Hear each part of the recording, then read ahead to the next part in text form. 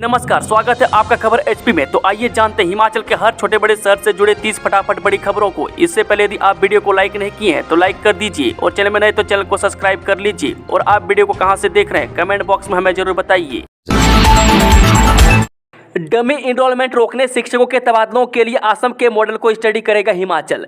स्कूलों में dummy enrolment रोकने और शिक्षकों के तबादले की प्रक्रिया को लेकर हिमाचल प्रदेश सरकार असम के मॉडल को स्टडी करेगी। वह सोमवार को शिक्षा मंत्री ठाकुर की अगुवाई में गुवाहाटी पहुंचे अफसरों ने शिक्षा के क्षेत्र में असम की बेस्ट फैकल्टीज की जानकारी जुटाई। वह मिड डे मील, निःशुल्क पाठ्य पुस्तकें, वर्दी से जुड़े खर्चों को कम करने को लेकर भी टिप्स लिए।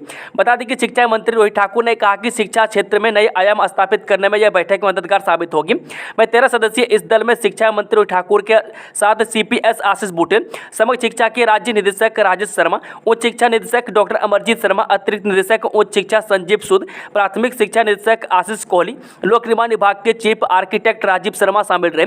वह दल ने असम के शिक्षा मंत्री डॉक्टर रनोज पेगू के साथ एक बैठक की। वह हिमाचल की ओर से समग्र शिक्षा के राज्य निदेशक राजेश शर्मा ने प्रदेश के शैक्षणिक परिदृश्य और गुणात्मक शिक्षा के लिए राज्य सरकार की ओर से उठाए गए अहम कदमों की एक प्रेजेंटेशन दी। हिमाचल के राजस्व मंत्री के साथ कानूनगो पटवारी की वार्ता नाकाम, स्टेट कैडर में जाने पर गतिरोध बरकरार। जी हां, शिमला स्थित राज्य सचिवालय में कानूनगो पटवारी संघ की राजस्व मंत्री जगत सिंह नेगी के साथ बैठक विफल रही है। इस वार्ता में दोनों पक्ष के बीच का रास्ता निकालने के लिए बैठक थे, लेकिन इस बैठक में कोई सहमति नहीं बन सकी। दरअसल हिमाचल प्रदेश सरकार ने कानूनगो पटवारी को स्टेट कैडर में लाने का फैसला लिया है। राज्य सरकार के इसी फैसले का विरोध किया जा रहा है। वह विरोध स्वरूप कानूनगो पटवारी ने सभी तरह के ऑनलाइन काम बंद किए हुए। वह इस संबंध में काम पर वापस लौटने के लिए राज्य सरकार ने सभी कर्मचारियों को नोटिस भी जारी किया था।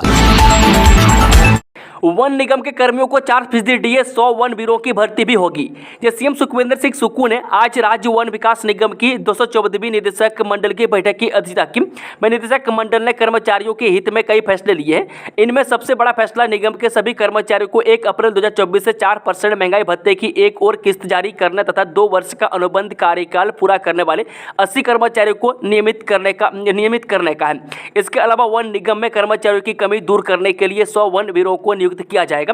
बता दें कि 2022-23 के लिए निगम के कर्मचारियों को अतिरिक्त लाभ प्रदान करने को स्वीकृति प्रदान की, जिससे 227 कर्मचारी लाभान्वित होंगे।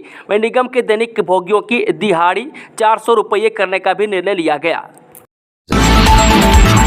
उप मुख्यमंत्री मुकेश अग्निहोत्री ने केंद्र से जलापूर्ति और सिंचाई परियोजनाओं के लिए मांगी धनराशि।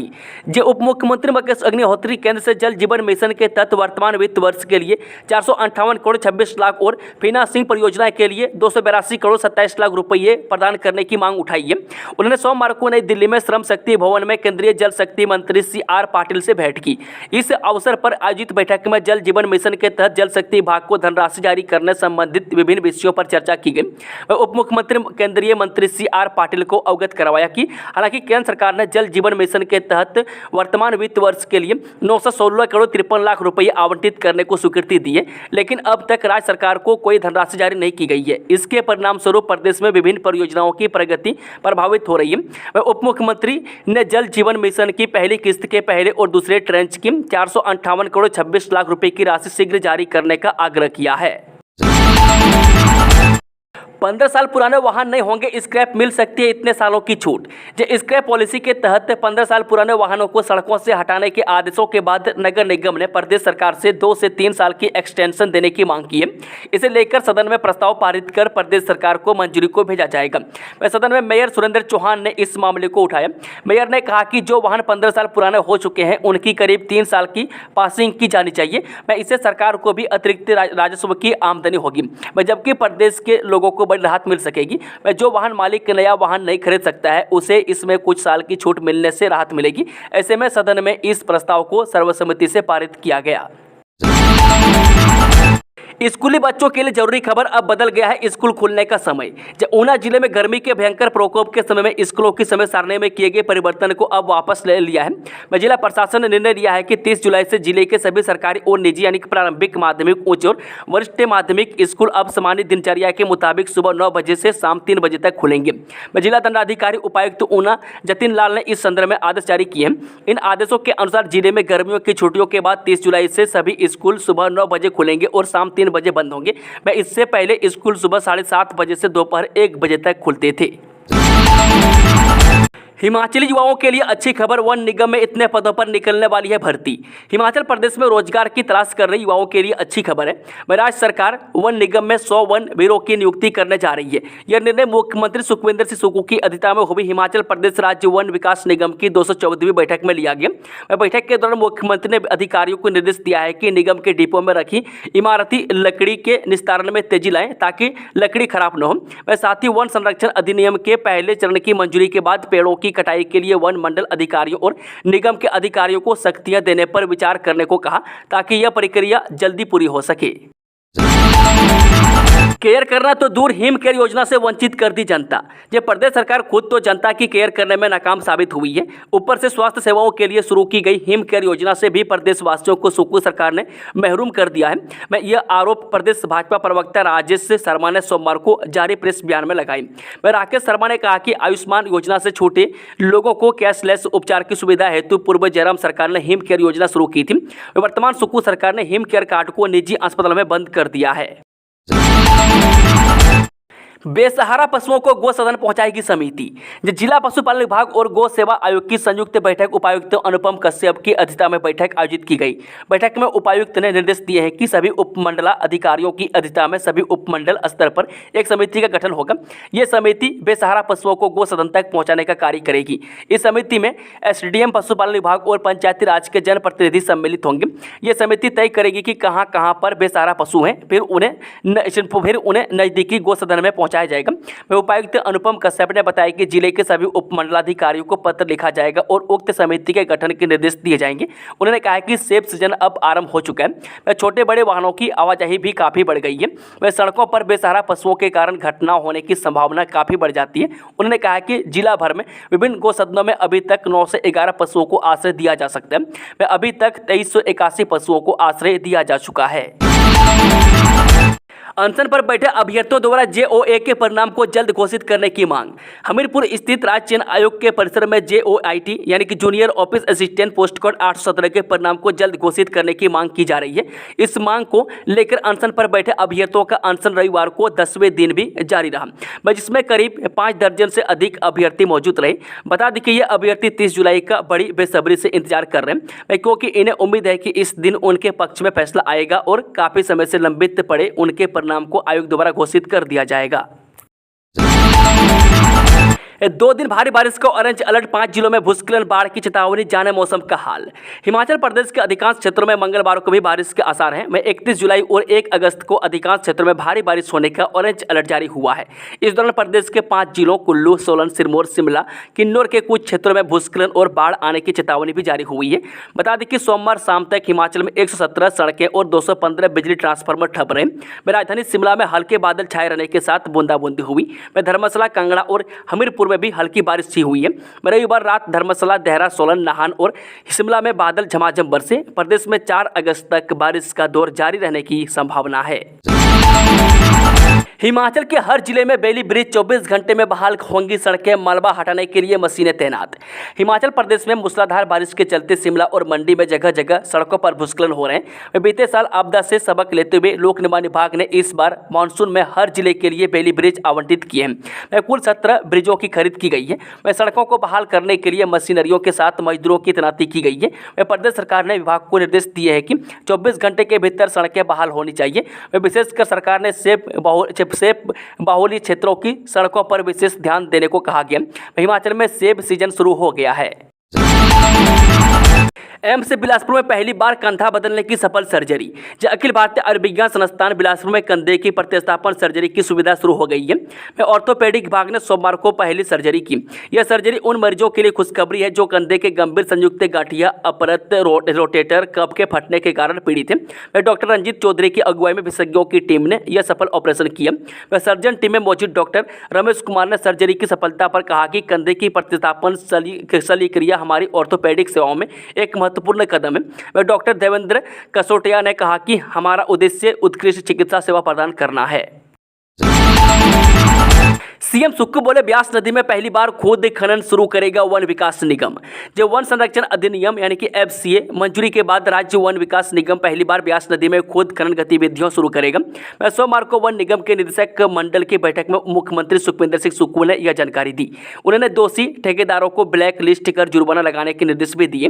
वह साथ ही चल रही परियोजनाओं के दायरे में आने वाले पेड़ों को काटने की अनुमति डीएफओ स्तर के अधिकारियों को देने की संभावनाएं तलाशने को कहा। बता दें कि उन्होंने निगम के डिपो में रखी इमारती लकड़ी की निस्तारण प्रक्रिया तेज करने के निर्देश दिए ताकि इसे खराब होने से बचाया जा सके।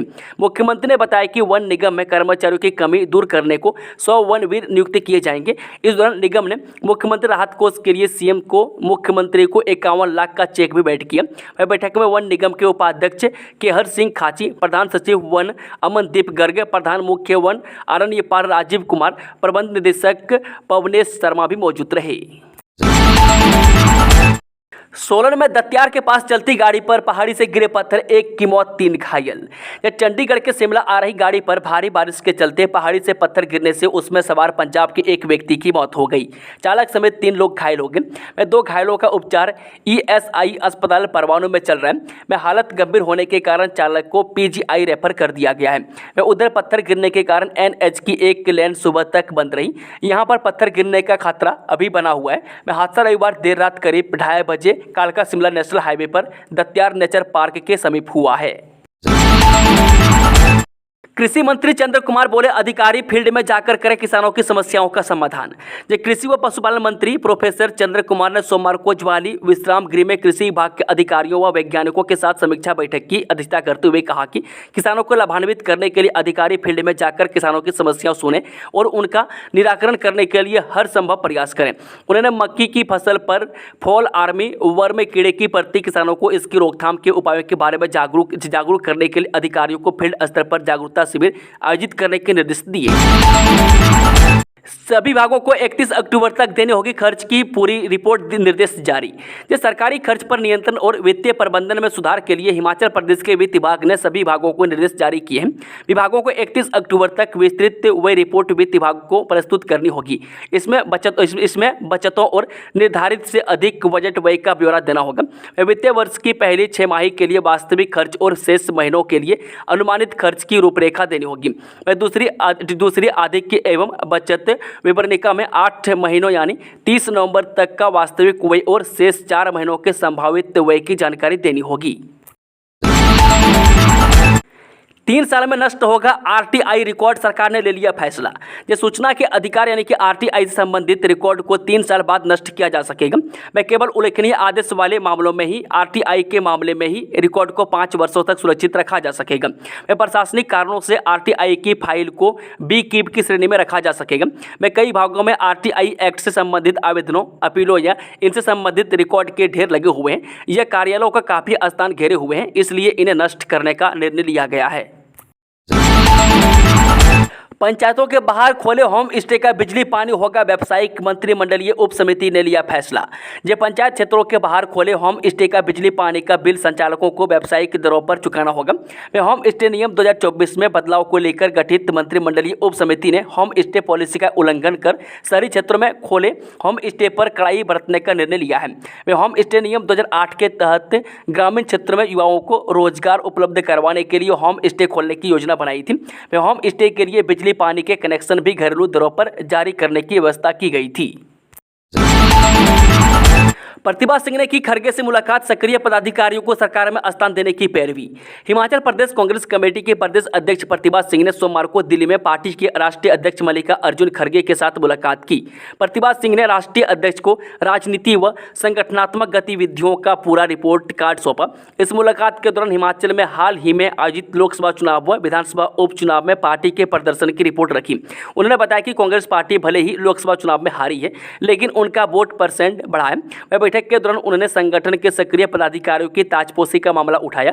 उन्होंने कहा कि संगठन में भी सक्रिय पदाधिकारियों की नियुक्ति सरकार में होनी चाहिए ताकि उनका मनोबल बढ़े व सक्रियता से संगठन के लिए काम करे। ऊना में सम्मानित हुए भारतीय बधिर टी20 टीम के कप्तान 15 साल की उम्र से क्रिकेट का जुनून, पाकिस्तान में भी दिखाया कमाल। जो इंग्लैंड में आयोजित बधिर क्रिकेट टी20 श्रृंखला में भारतीय टीम का नेतृत्व करने वाले ऊना जिला के अम निवासी वीरेंद्र सिंह को उपायुक्त जतिन लाल ने 51,000 रुपये का चेक भेंटकर सम्मानित किया।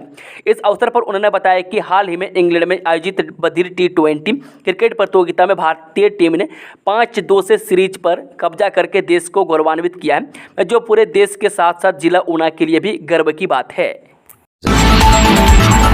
बिलासपुर के नए एसपी बने संदीप धवल विवेक चहल का हुआ तबादला। जब बिलासपुर में 5 माह बाद ही पुलिस अधीक्षक विवेक चहल का तबादला कर दिया गया है। अब यह जिम्मेवारी आईपीएस अधिकारी संदीप धवल संभालेंगे। वह संदीप धवल की नियुक्ति को लेकर सोमवार को अधिसूचना जारी कर दी गई है। वह इससे पहले TT&R में AIG के पद पर सेवाएं दे चुके हैं। पुलिस तैनाती के बाद भी जाम की स्थिति बरकरार, नो पार्किंग बन रही बड़ी समस्या।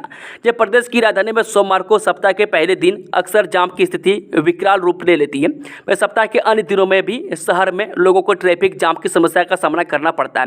वह शिमला में बढ़ती ट्रैफिक जाम की समस्या शिमला पुलिस के लिए चुनौती बनी हुई है। वह इससे स्कूल, कॉलेज व नौकरी पेशा लोगों को परेशानी झेलने को मजबूर होना पड़ता है। वह ट्रैफिक जाम की दिक्कत दिन प्रतिदिन बढ़ती ही जा रही है।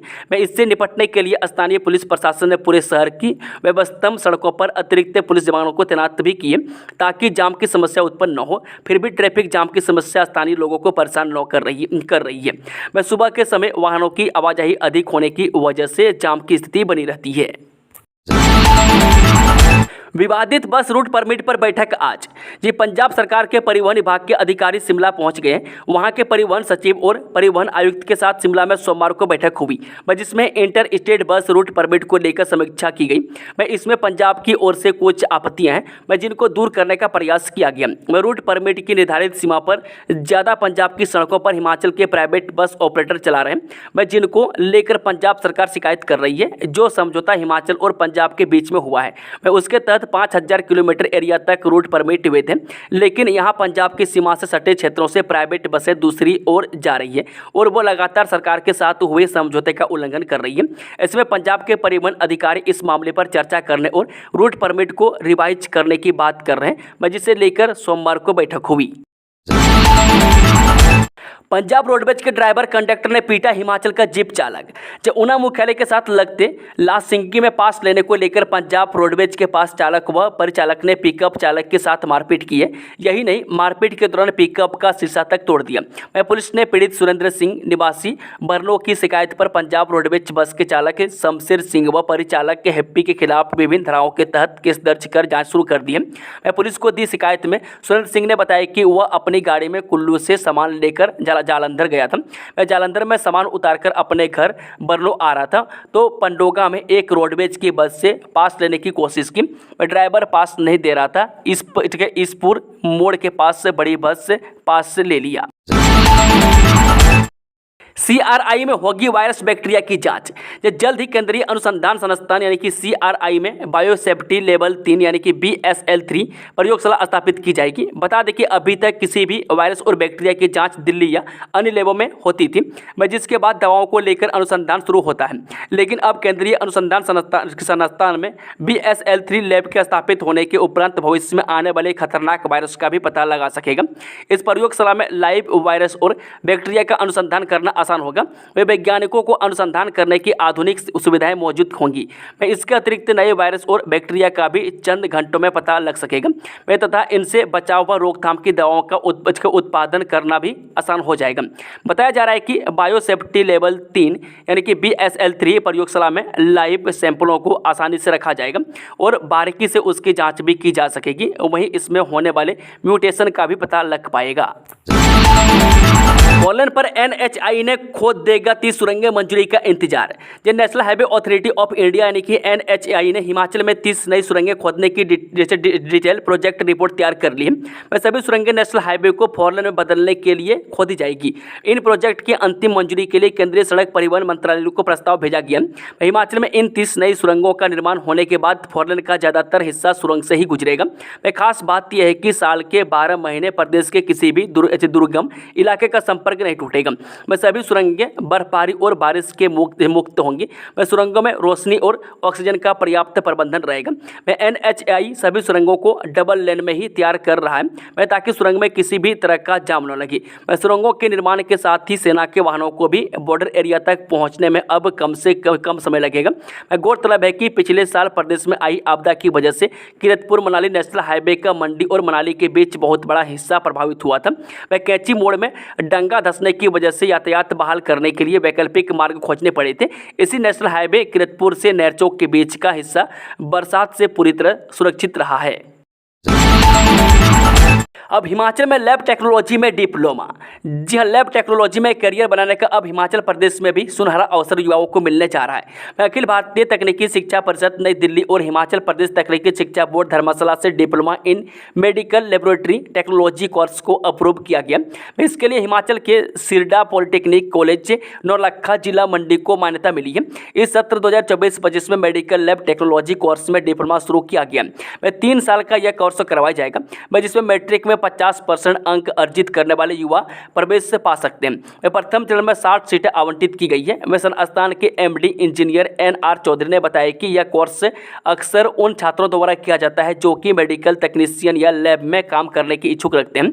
यह कोर्स छात्रों को हेल्थ केयर सिस्टम के बारे में विस्तार से सिखाता है। इसमें विभिन्न बीमारियों का पता लगाने के लिए खून यूरिन की जाँच करना आदि शामिल है। DMLT कोर्स करने वाले युवाओं के लिए भविष्य में बहुत से अवसर मिलने वाले हैं। दुनिया की अधिकतम बीमारियों को जांचने के लिए लेबोरेटरी में प्रयोग किए जाते हैं। हिमाचल वन विकास निगम के साथ सीएम सुक्खू की अहम बैठक। ब्यास नदी से खनन पर लिया बड़ा फैसला। हिमाचल प्रदेश की राजधानी शिमला स्थित राज्य सचिवालय में हिमाचल प्रदेश राज्य वन विकास निगम की 214वीं बोर्ड ऑफ डायरेक्टर की बैठक हुई। वहीं राज्य के मुख्यमंत्री सुखविंदर सुक्खू ने इसकी अध्यक्षता की। मुख्यमंत्री ने कहा कि राज्य वन विकास निगम पहली बार FCA मंजूरी के बाद ब्यास नदी से खनन गतिविधियां शुरू करेगा। श्रीखंड महादेव यात्रा आधिकारिक तौर पर हुई बंद। 9159 श्रद्धालुओं ने किए दर्शन। ये देश दुनिया की धार्मिक रूप से सबसे कठिन और दुर्गम श्रीखंड महादेव यात्रा अब आधिकारिक तौर पर बंद हो गई है। यह यात्रा 14 जुलाई से 27 जुलाई तक आयोजित की गई थी। बीते रविवार को श्रद्धालुओं का अंतिम जत्था श्रीखंड महादेव की ओर रवाना किया गया। ऐसे में अब 2 अगस्त तक प्रशासन की टीम वहीं मौजूद रहेगी और अंतिम जत्थे में गए श्रद्धालुओं की वापसी तक उनका इंतजार करेगी। उसके बाद तो वहाँ पर सभी प्रकार की सुविधाओं को बंद कर दिया जाएगा। वहीं कुल्लू प्रशासन ने अब श्रद्धालुओं से भी आग्रह किया है कि वह अपनी जान को खतरे में न डालें और श्रीखंड महादेव की यात्रा पर न जाएं। प्रशासन द्वारा लगाए गए बेस कैंप सिंगाड़, थारचू और कुंसा में ऑफलाइन और ऑनलाइन पंजीकरण बंद कर दिया गया है। दोस्तों, खबरों का सिलसिला ही समाप्त होता है। अगर जानकारी पसंद आई हो तो वीडियो को लाइक, शेयर, चैनल को सब्सक्राइब जरूर कर लें और कमेंट बॉक्स में कमेंट करके बताएं कि आप न्यूज़ को हिमाचल के किस कोने में बैठकर देख रहे हैं। Thank you, all the best, जय हिंद, जय हिमाचल।